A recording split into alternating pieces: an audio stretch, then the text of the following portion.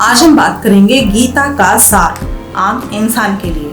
लेकिन पहले एक सवाल है कि क्या गीता सिर्फ पूजा पाठ करने वालों के लिए है?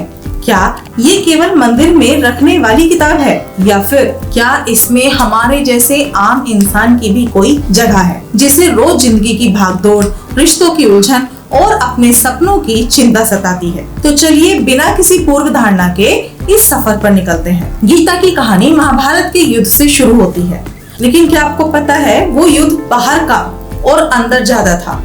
अर्जुन वो योद्धा था जिसे सब जानते थे और आज भी जानते हैं, लेकिन युद्ध से ठीक पहले वो पूरी तरह से टूट गए। क्यों? क्योंकि सामने उनके अपने थे, उनके गुरु, उनके चचेरे भाई और रिश्तेदार, और इसी गहरे मानसिक द्वंद में उन्हें जवाब मिला भगवान श्री कृष्ण से।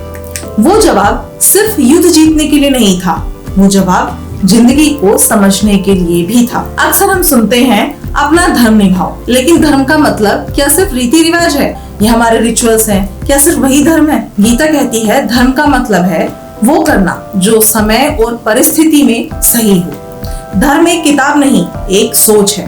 अगर आप किसी की मदद कर रहे हैं, ईमानदारी से काम कर रहे हैं, तो आप भी अपना धर्म निभा रहे हैं। धर्म कोई बोझ नहीं है, बल्कि एक इनर कंपास है जो बताता है कि एक्चुअल में क्या सही है। आज की भागती दौड़ती दुनिया में हम सब कुछ जल्दी चाहते हैं, लेकिन गीता कहती है कि तुम अपना काम पूरे मन से करो, बाकी सब ईश्वर पर छोड़ दो। ये कोई भाग्यवादी सोच नहीं है, बल्कि ये कहती है कि टेंशन में जीने से बेहतर है एक संकल्प के साथ जीना। गीता खुद अर्जुन से कहती है विचार करो और सवाल पूछो और उसके बाद विश्वास करो। स्वामी विवेकानंद जी, आदि गुरु शंकराचार्य या फिर रामकृष्ण परमहंस, इन सब ने विचार करने की स्वतंत्रता को ही महत्व दिया। आस्था का मतलब आंखें बंद करना तो बिल्कुल भी नहीं है, बल्कि अपनी आंखें खोलकर, सोचकर और अनुभव से उस चीज को समझना है। भगवान से डरना नहीं है, बल्कि उनसे बात करनी है, जैसे आप अपने किसी दोस्त से करते हैं। आजकल लोग कहते हैं हमको टाइम नहीं है पूजा पाठ के लिए, लेकिन गीता कहती है पूजा सिर्फ मंदिर में ही नहीं होती।